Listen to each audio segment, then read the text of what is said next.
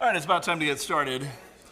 So hopefully everybody remembers exactly where we left off a couple weeks ago, and we'll just keep moving straight on from there. Now we're going to do a little review. Actually, from this point on, we'll probably continue to do this at the beginning of each class. That way, if you do miss a Sunday and we're not able to kind of pick that up, plus we've got a couple other things, like we mentioned during services. There'll be one Sunday that we won't have a class in here as a class, but instead we'll do the congregational meeting. I have one more Sunday that I need to travel. That'll be next Sunday. And then after that, other than that one in November, we should finally get back into more of a groove of this. But the way we'll keep up with this is doing some review. So here are some of the big things that we've covered so far so that everybody's kind of on the same page. So we really started out at the very beginning looking at some of the keys to understanding Revelation, because it is often the most misunderstood book in one sense, because there's this natural tendency to want to make everything literal. And the natural tendency of taking a book which is meant to be written in a figurative sense to kind of be snuck around to a lot of different people who were martyred, and those people who were right there next to them and then are still living and wondering, am I next? Is this just picking us off one at a time? Are we ever going to get out from underneath this beast that's over us? This idea comes in that there needed to be comfort to the early church. They were in a really bad place, in the sense of literally in a bad place. They had an empire that had changed their ways from Pax Romana, where everything was peaceful and everybody could do their own thing and get along and everything, to a point where these emperors came in and had decided they hated the Christians and they were going to annihilate them, and they found ways to wipe them out. So Revelation was a book written to say, hey, the church is going to survive. Individually, maybe not. And it was a very honest book that, until the total number of martyrs has been hit, we're not yet there, but it's coming. God will win. If you think this is for nothing, you're wrong. This is for something. God's, still at work here. And so there's a lot of things that were about to happen, shortly come to pass. These things will happen soon. And so don't lose sight of that. Because when we're 5 chapters later, if you forget that part, all of a sudden you're like, well, this must be something in the future. Why? Because it's written in future tense for them, but this was also written 2,000 years ago. And so for them to have a future tense can be past tense for us. And so a lot of these things have already taken place. So we got into the 7 seals, which before we get to that, in the sermons, we went over the letters that he wrote to the churches, where he was giving them warnings and encouragement about holding firm. Don't lose it. At the end, you're going to be given a crown of glory. And he kept reminding them about all the good things that are still awaiting them. For each one of these churches, he gave them encouragements, warnings, a lot of times strict warnings, almost to the point of shaming them for some of how bad they let things get in an attempt to try to get them back on track. And then we start to see this, the first act of Revelation play itself out, and we're kind of nearing the end of that. This includes a scene where, first of all, there was a scroll, and there were 7 seals on this scroll, and everyone is in high distress because nobody can be found willing or worthy, as it's saying, to open it. And so all of a sudden, Jesus shows up on the scene. He's the Lamb, and he is able to do this. And so all of this message is going to be delivered because of Christ. And that's kind of where we see that. So the messages start to come in. So the first 4 seals were opened. They were announcing that God would use the following forces against the Roman Empire: conquering, waging war, economic hardship, and other hardships thrown their way. And he was going to take them down over that. So that's the first 4 announcements that are coming as the seals were kind of taken away, is that there would be, this is how this is going to play itself out. Then we got to the 5th seal, which is really probably in a lot of ways the crux of the entire book of Revelation. Whenever you get lost in Revelation, keep going back to Revelation chapter 6, look for that 5th seal, and understand when the souls under the altar cry out, how long until our blood is avenged, that is what is really all the message about on this. It is an answer to them about when will God avenge your blood. There's been martyrs that are now under this altar, this multitude of them, just so many of them who've been put to death by the Roman Empire, and they just want to know how much longer. And so that was what the fifth seal was. And we see that picture of it. The sixth seal, it does become clear that he makes it very clear that he will do it, that he will take them down.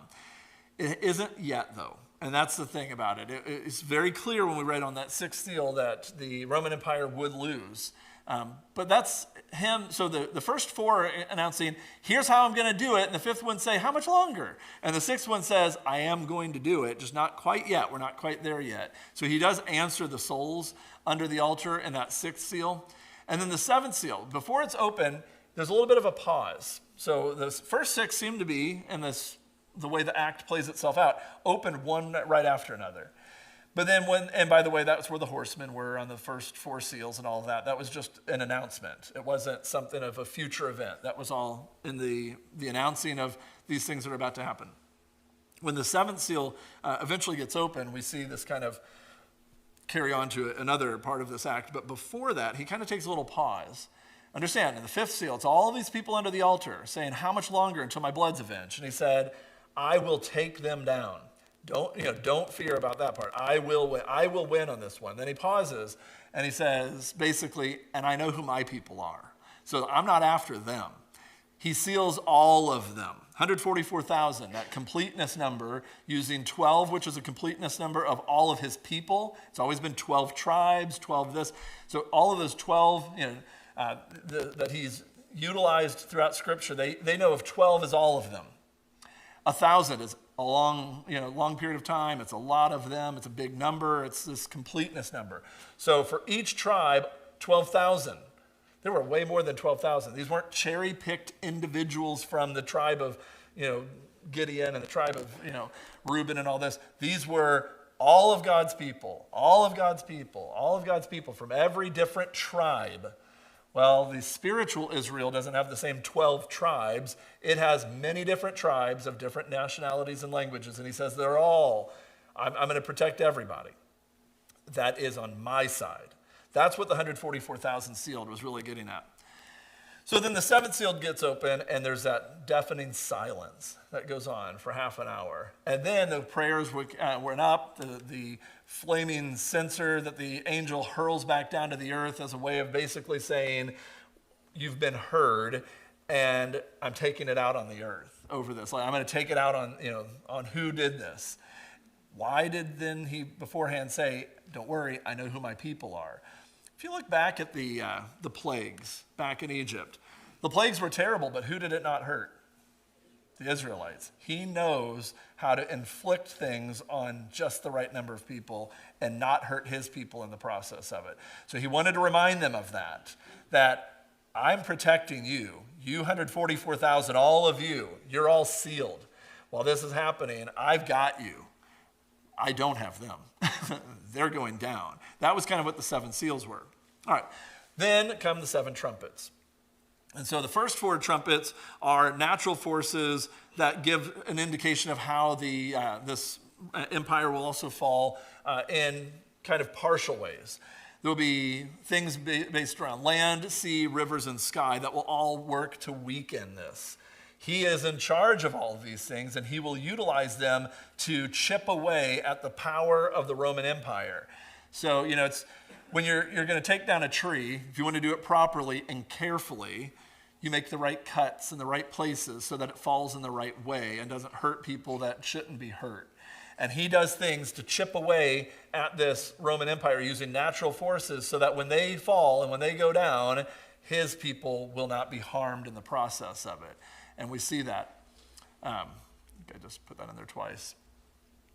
All right, so the fifth trumpet then is only really announcing something to the evil ones. God will protect his people, and he will take down this empire through some of their own evil ways. It's very directed at them, that I will utilize your own evil. And a lot of these are warnings for them to change their ways. Now, we see later that they don't change their ways, but this is kind of opportunities for them to stop resisting me. I will take you down. I will take you down. I will take, this is what all of these trumpets are announcing on this. So But again, this was really written to the people who had survived the Roman Empire's just absolute, catastrophic tearing apart of the church physically. That hang in there. I'm still doing this. I'm still on your side. So the sixth trumpet is an announcement of forces that come from outside the empire. So the first four were from natural: land, sea, rivers, sky, all the different possible things that he could utilize to weaken them.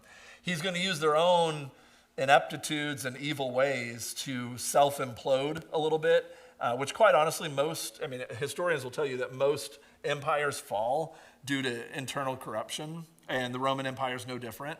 That was really one of the big ways in which they eventually did fall. He's going to use that to help his cause. He's going to utilize their own bad nature, their own evil ways against them. Then there's going to be outside forces. He's used that many, many times throughout the Old Testament. It shouldn't be a surprise that he's going to do that to this group as well. He utilized the outside forces of the Assyrians and the Babylonians and all that to accomplish taking away his people into captivity, holding on to them, and then sending them back a changed and better people for it. So he's utilized people all the time. This shouldn't be a surprise that he would do this as well. All right, so it brings us up to where we are, Revelation chapter 11. Everybody caught up, right? All of it. Memory totally triggered. Or it's still just as muddy as ever, right? One of the two. I was given a reed like a measuring rod. Oh, by the way, I should tell where we are. So, because that was all the announcements. Before, the seventh trumpet has still not sounded. I didn't overlook that one. We're still in that kind of period of time. Remember that he was given a scroll, and he says, at the very end of 10, he said to me, "Take it and eat it. It will turn your stomach sour, but in your mouth it will be as sweet as honey." I took the little scroll from the angel's hand and I ate it. It tasted as sweet as honey in my mouth, but when I had eaten it, my stomach turned sour. Then I was told, "You must prophesy again about many peoples, nations, languages, and kings." That's what the next few chapters are going to be, all right? He was given the second scroll. The first scroll is kind of this announcement of God is going to take down the Roman Empire. And then the trumpets start sounding, and scroll number 2 is given to him. And he says, "Eat it, and then you're going to talk about it." That's what's about to happen. He's about to start reading or regurgitating the information from that one that made his stomach sour. At first, it sounds great. God wins. And then it's kind of unpleasant because there's going to be a lot of people taken down in the process of it. I don't think any of us really relish and love the idea of another group of people who are doing wrong getting punished. I don't really think that it's souring to us. We know it's happening. We know why it has to happen, and it's tough to take. And I think that's what he is getting at there. At first, it's sweet revenge, and then it's reality kind of kicks in on this one of these things are really going to happen. All right, so understand that as it comes in. All right, so I was given a reed like a measuring rod and was said, "Go and measure the temple of God and the altar with its worshipers. But exclude the outer court, do not measure it because it has been given to the Gentiles. They will trample on my holy city for 42 months, and they will appoint my 2 witnesses, and I will appoint." Tell you what, that is so much smaller font than I'd hoped it would be. My eyes are like bugging out on me. I thought I was going to make it. But all right, "And I will appoint my 2 witnesses, and they will prophesy for 1,260 days, clothed in sackcloth." I knew that was the one that I made the smallest font on. I thought made it still okay, but 42 months. How long is that? 3.5 years. How long is 1,260 days? If you do it at about kind of in a rough numbering, yeah. So we're right there at 3.5 years, 3.5 years, 3.5 years. Any other time that we've been up here in class that we have talked about something that was 3.5, how many sevens is that? That's a half of a 7. Does that trigger any memory from the book of Daniel of something else that was going to happen 3.5 years in? This idea, he's using this symbolic understanding that during the days of Christ, for a short period of time, following Christ, the remainder of that 7, it's going to get bad. It's going to get bad. There's going to be all this bad stuff happening for a short period of time. All right, so keep that in mind. He's going to utilize that numbering system. So the temple of God's worshipers is his church. It is not going back to it. All of a sudden, he's gone back into the Jewish time. He is utilizing things. Why doesn't he just say church? Because he doesn't want to say that out loud in this book that is going to be snuck underneath the group of people who hate the church. So he's trying to get this message to them. They understand they're spiritual Israel. They understand that their bodies are the temple of God and that that's what they are. They get this. It makes sense to them. They're reading this like, oh, this is about us. And so we've lost a little bit of the understanding of it over time if we're allowing ourselves to kind of go down a different path. It was not as confusing of a book to the early church as it seems to be for us. It made more sense to them in the sense of they understood, while written in code, they could decipher it pretty well. They knew this was encouragement to them. They knew that he marks out, he knows exactly his people, not that outer court. And maybe this was a way that they reference themselves. We're the inner court people, they're the outer court people. And so when he used that phrasing, it made sense to them. Like, oh, he's talking about the inner court. Okay, he's talking about us, I get it. Whatever the understanding level that has changed over time, that's who he was referencing there. So they are the two olive trees. And notice a lot of things are in quotes. Like these are things that it would have triggered the memory. He keeps telling them every way. He'll say it multiple ways to make sure they get it. I'm talking about you. If we had inside jokes or inside kind of references, that's kind of what's going on here. He's making a lot of inside references to them that the Romans wouldn't understand. They're the two olive trees and the two lampstands, and they stand before the Lord of the earth. Like, you getting this? Remember the lampstands? We talked about that a while back. It was the churches. And so all of these things, I don't think the Romans would have made it this far through the book to have any idea what in the world's happening at this point. So they get it still. And so he's understanding that. If anyone tries to harm them, fire comes from their mouths and devours their enemies. This is how anyone who wants to harm them must die. And so now this is where the sourness starts coming in. They have power to shut up the heavens so that it will not rain during the time they are prophesying. They have power to turn the waters into blood and to strike the earth with every kind of plague as often as they want. Now, when they have finished their testimony, the beast that comes up from the abyss will attack them and overpower and kill them. Their bodies will lie in the public square of the great city, which is figuratively called Sodom and Egypt, where also their Lord was crucified. So we see this idea that, again, their Lord was crucified. This has to be people who are the church, that are, that these aren't two individuals. That's the thing, to not let that kind of get to this. All of a sudden, we didn't switch into literal. We didn't make that jump out of figurative into literal.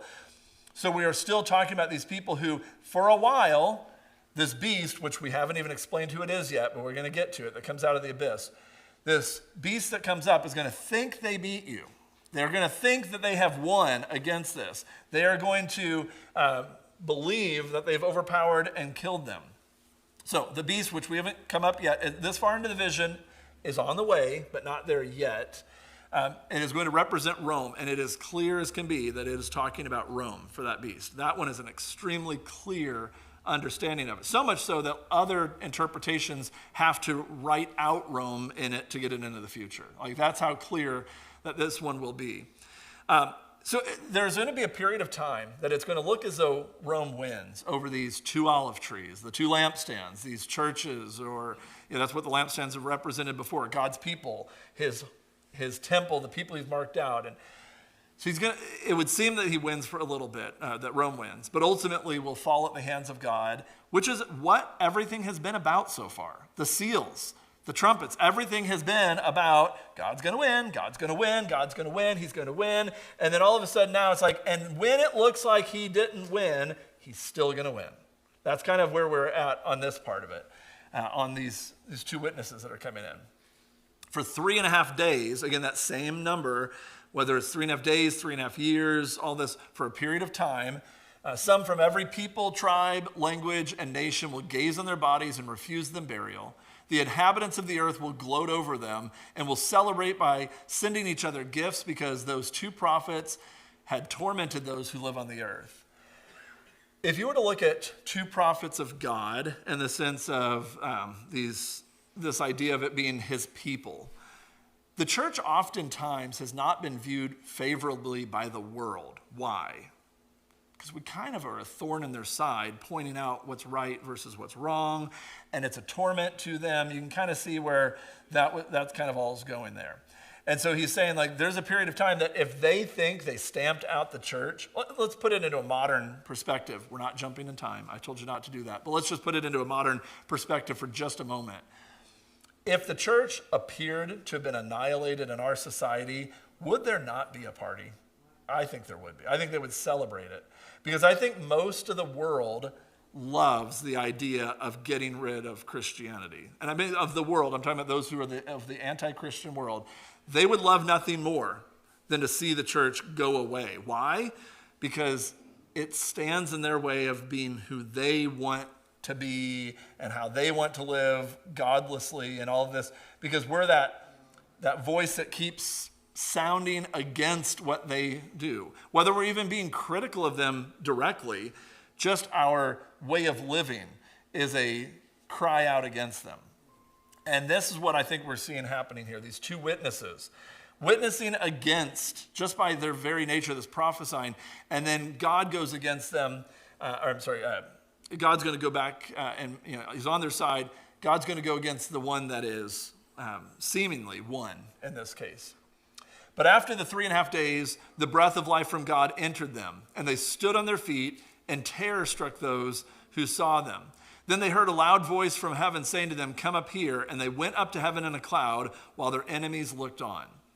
I'd probably argue on this one that we're not looking at an event as much as we are looking at a principle here. That this is a passage that is talking about witnesses of God who are seemingly defeated, that the way that they win is through the resurrection, that being brought back up, and the people who see that ultimately they win. That is kind of their ultimate defeat here on that one. So they watch the ones that they thought they had annihilated still live on. And that's what they were partying about. There was this great, they were sending each other gifts. They were celebrating that they had won, and then they didn't win. And so we see that happening here. At that very hour, there was a severe earthquake, and 1/10 of the city collapsed. 7,000 people were killed in the earthquake. And the survivors were terrified and gave glory to the God of heaven. The second woe has passed, and the third is coming soon. Remember, the first woe had to do with a lot of people dying as well. And what we see happening here is events will lead up to the fall of Rome. Events will keep happening that are going to lead up to it. It's not one specific thing. It's not one fail swoop. Nebuchadnezzar comes in and ransacks the city, kind of when Jerusalem went down one time.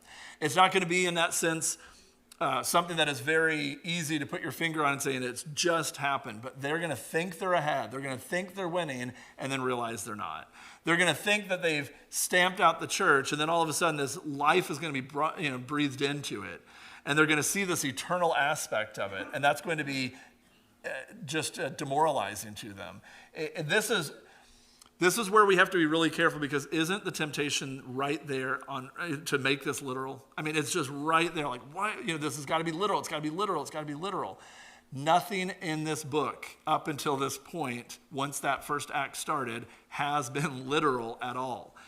Let's not jump into literal here. Anybody have any thoughts on this one? I'll be honest. This is one of the most difficult passages to try to interpret. Is this part of chapter 11. And some of the other ones are, I think, a lot of people think are harder. This one, to me, seems to be one of the most challenging.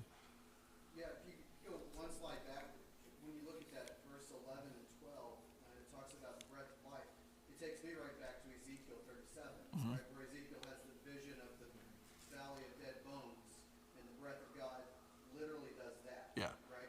And he's talking about the church. And so here we go again. And so the readers might be taken right back to Ezekiel, when the breath of God comes and breathes life into the bones, and the bones grow flesh, and they stand up, and it's an army. And it's terrifying. Terrifying Yeah. to him too, right? And so I think it might be for these readers pointing right back to Ezekiel. Right. I think you're exactly right, because remember, the understanding here are these are going to be largely people who are going to be very familiar with anything referencing God, of Old Testament included. So there's going to be a lot of references out of Daniel, Ezekiel. There's several places too where he references things. skipped over a couple I didn't point out, but I could have, that he's referenced things out of Psalms. A lot of the imagery he's using are things that are very, very common images that are going to be used there. So while this one becomes one of those that's difficult to put your finger on it, be like, okay, so this is this particular event. That was great when we were able to do that in that prophecy in Daniel. And we're like, oh, this is Laodicea and Berenice and how they didn't like Antiochus because he jilted both of them and all these. Those were easy. And quite honestly, those are easy to put into things. These are not written in a sense of, like, first of all, there's not an event that this is referencing.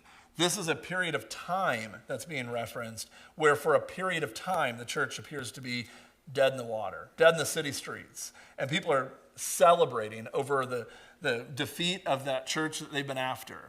And they're giving each other gifts over it. And this big celebration that was going on. And yet, the church is resurrected. Look, here we are. Where's Rome? Oh, we know where Rome is. But you get the idea, like the Roman Empire. This Rome, where are they? They're gone. They don't even exist as their nation's now called Italy. There's no Roman Empire. It's gone. It fell apart. Where's the church? Stronger than Rome ever was, because it's eternal. And so he's trying to show them, like, I don't lose in this battle. I'm not going to. They may think they win. You may be, as an observer right there, it may feel like they won. But ultimately, when I breathe my breath of life back in them and raise them back up there, I get the last laugh, not them on there. All right, so then the seventh trumpet finally sounds. That was all that big, long interlude during the sixth trumpet, or after the sixth trumpet to now the seventh one. Remember what the other trumpets were. What were they? The first four were all of the natural forces I'm going to use to take them down. The fifth one was their own evil ways will take them down. The sixth one is outside forces are going to take them down. And then during that whole time, he says, you've got more to tell about. It goes on beyond this. Eat this scroll. It's going to seem great that you're going to win and all this, but it's kind of sour at the same time. And then he tells them on the seventh one, before he gets to the seventh one, he tells them there's going to be a period of time it looks like you've even lost. But it still gets better on this one. So the seventh angel sounded his trumpet, and there were loud voices in heaven which said, the kingdom of the world has become the kingdom of our Lord and of his Messiah, and he will reign forever and ever.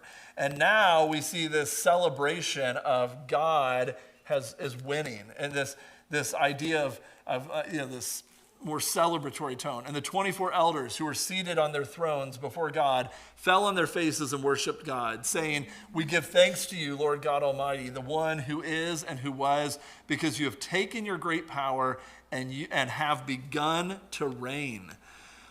We have not jumped into the future. We still fall under the umbrella of these things will shortly come to pass. Thousands of years did not lapse between the time of the sixth trumpet to the seventh trumpet.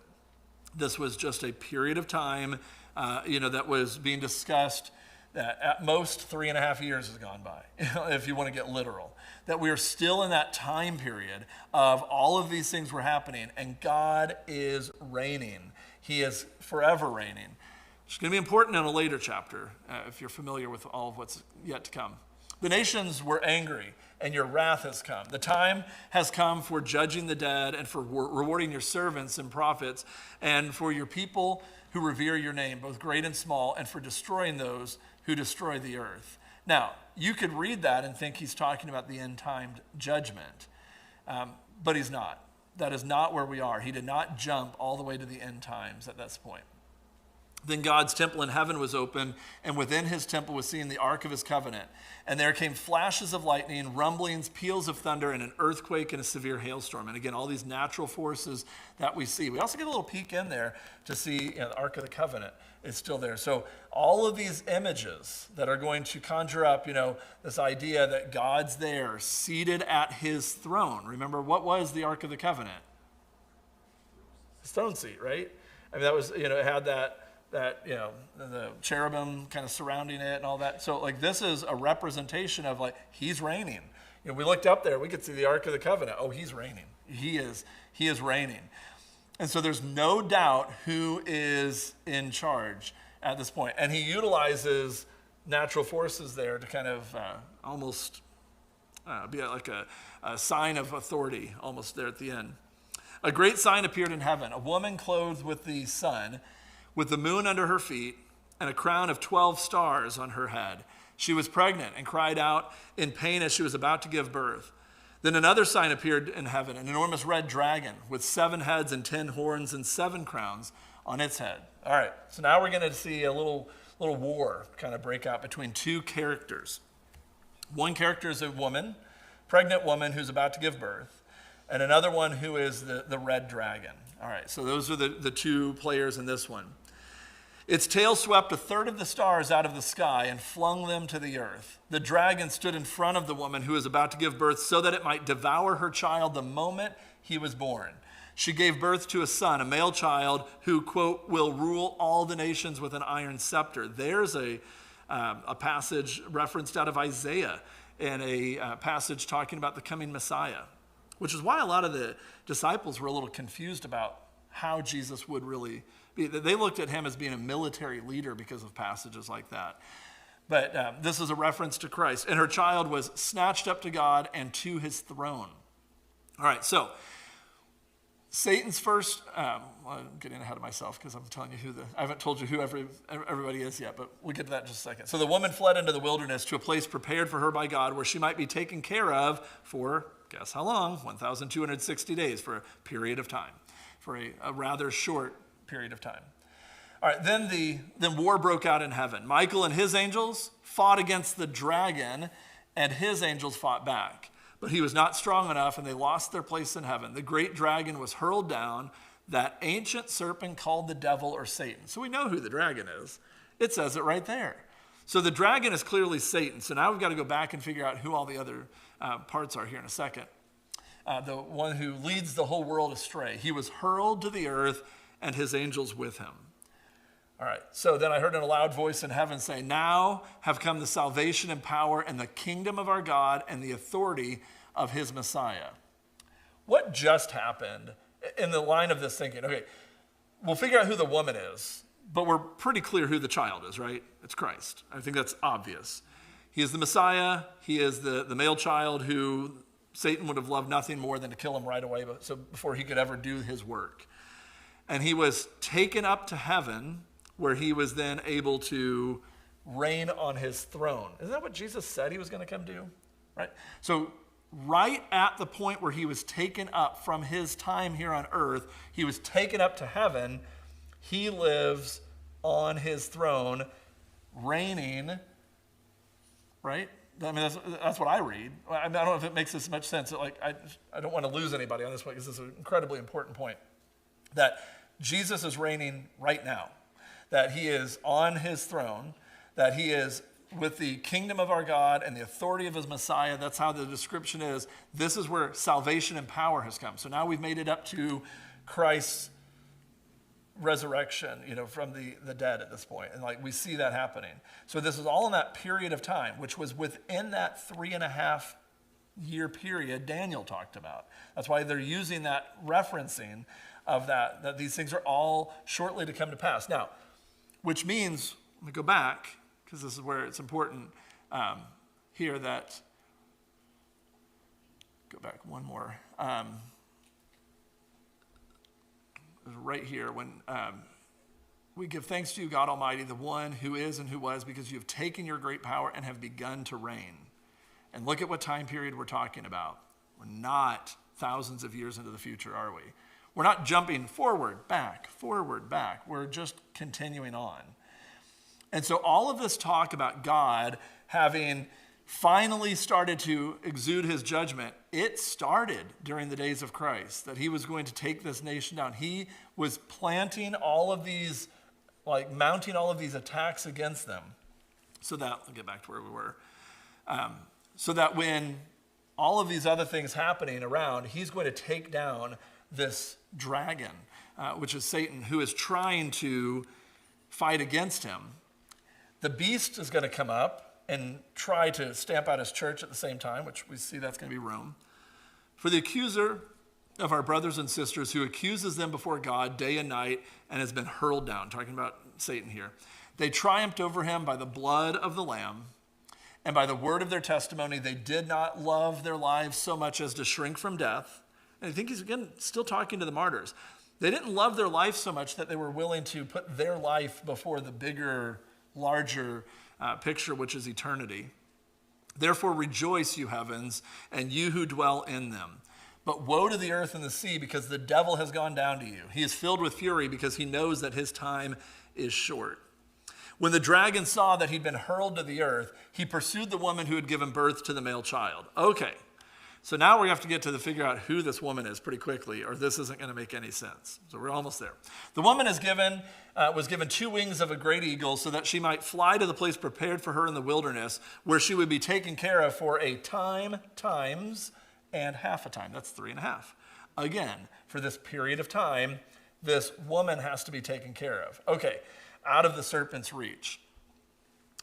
Then from his mouth the serpent spewed water like a river to overtake the woman and sweep her away with the torrent. But the earth helped the woman by opening its mouth and swallowing the river that the dragon had spewed out of his mouth. Then the dragon was enraged at the woman and went to wage war against the rest of her offspring, those who keep God's commands and hold fast to their testimony about Jesus. So now we see who the offspring of the woman are. It's the church. So who's the woman? All right, so the child is Christ. We see that one. The dragon is Satan. Those parts are a little bit easier. The woman, this one's a little bit. Could be Mary, because if you want to say who's the mother of Jesus, your first thought would be, oh, this must be Mary. This is not Mary, though. It doesn't really make any sense to be Mary, because that wouldn't play out in any way, shape, or form about anything else. She was never a target of great intense persecution or anything like that. Could be the Jewish nation. They gave birth to Christ in that sense. The Jews have certainly endured great amounts of persecution, so that's on the table as a possibility. Could be God's eternal plan, because it was God's plan that Christ would come. He steered that throughout all of the Old Testament, and that ultimately led up to the coming of that child, Christ. If you look at the standing on the moon and the sun, the surrounding of the 12 stars and everything, I think what you ultimately start coming down to is that a lot of these things all play in, and the best fit seems to be it's God's eternal plan. And so God's plan was what was attacked. So when Christ was born, the first thing is, what attempt was there made to get rid of Christ? Kill the babies. And so that didn't work. So then what was the next attack? Try to use God's people who are waiting for the Messiah to change the actual outcome of the plan. And he tried that approach. Sounds like Satan was every bit behind all of the Pharisees and the Sadducees and all the leaders of the Jewish people in their attempts to try to get that. And as soon as anybody, even one of his disciples, tried to derail him from what he was doing, what did he say? Get behind me, Satan. It all fits in perfectly that Satan was behind all of this. When he was hurled back down there because he couldn't win, he's now going after all of these other things. And so he tries to fight every bit of it. He tries to fight the plan that God's got laid out in place. He's not going to win. So he can't win that. What's he going to turn to? The rest of her offspring. And he turns to the church on that one. So again, the pointed out here to the time, times, and half a time, which is that 3.5 period, 42 months, 1,280 days. They're all used over and over and over again to indicate this time of intense persecution. And it wasn't really that long in the big scheme of it, but it's going to feel long. I mean, 42 months is a long, 1,280 or 1,260 days of persecution is a lot of days. But in the big picture of it, it's not. And that's what he's trying to say. It's going to seem a lot longer than it really is. And he utilizes that a lot. But anytime he references the persecution of the church by Rome, he'll reference it in this kind of unspecific, seemingly specific period of time. All right, so now that Satan, he mounts 4 different attacks here. One was against Christ. We saw that when he tried to kill the babies, and they had to flee to Egypt to avoid that, right? We remember that part. Then the second one is he goes against Christ in heaven, where he ended up having to fight him off in that sense. We don't understand that part because it's a spiritual battle and we can't wrap our mind around it as much, but he fought him there. We know that there was where he conquers, he ends up conquering the death for us, that there's some fighting going on there, that All of that comes into play, but Christ wins. And then he goes against the plan of God to keep it from being proclaimed. He had already been working against that already. He goes back and he keeps working against that plan. He keeps trying to have all these different false teachers come in. He tries everything to try to mess up the plan. He tries to stop that. And when he can't, he just goes straight to the individual Christians. And he just starts going after them and persecuting them by utilizing his beast, the Roman Empire. And he is going to then turn all of that attention to them. That's what they're enduring right at this point of this book. They're the recipients of Satan's wrath that he can't beat Christ. And then he keeps trying and he keeps trying and he keeps trying. So he's like, fine, I'll go after them. And he goes after them, and it seems like he's winning for a little while. And that's what those souls under the altar are crying out, how much longer? We know you've got the power. How much longer is it going to take? All right, we're done a few minutes early. Any thoughts on this one? Thank you, Josh. I appreciate it. Yeah. The very last part of chapter 12 is extremely important. And he says, their offspring, those who obey God's commandments and hold to the testimony of Jesus. And that really, I'm sure, verified. Well, on that one, if you look back, those who hold fast to the testimony about Jesus, when that offspring, talking about the church, go back to what he talked about to all the churches in those 7 letters, to the 7 different churches. He was kept reminding them, hold fast to the end, and a victor's crown will be yours. Hold to the end, and you'll receive glory and honor. Hold to the end. He was reminding them, to hold fast, hold fast, hold fast. And he was writing it to a section of land where some of the persecution was the greatest. The western part of Turkey and Asia Minor had some of the greatest persecution leveled against them. And he reminded them, look, you got some problems, and some of you need to get your act together, first of all, and then hold firm to the end. And the other ones are like, I don't have anything against you. You just need to hold firm until the end. And this is referenced over and over again because the end was coming, not the end. I just thought it was funny. I heard somebody saying the other day that we're like the only language that uses double words to really make our point, not to make our point, to make our point. Like we say things like that. But it's, I thought it was funny that someone said, you'll never hear somebody, will say something like, it was good. It wasn't good, but it was good. You'll never hear someone say, it was bueno. It wasn't bueno, but So anyway, but when you look at these, getting back to my point to that, was when you look at a lot of these things, this wasn't the end. This was just the end of this. This was the end of this persecution, this period of time. We will get to the end. That's coming later. But we're going to finally see the big jump in time that takes place to get us there. And then once you understand where that fits in, all of a sudden you realize all these other things we're talking about had a very specific purpose to encourage that early church that was being persecuted to make it through that 1,200 to 860 days, those 42 months, that times and half a times, so that you can enjoy living in his kingdom now and forever later. Make it through, and if you don't make it through, you still made it through. And that's where the souls under the altar were being encouraged too. That they didn't make it through earthly, but they made it through that because they're still on God's side in his eternal kingdom. So, all right, we'll wrap up there. Again, next week we'll have a different lesson, and then we'll pick this back up in chapter 13 in 2 weeks.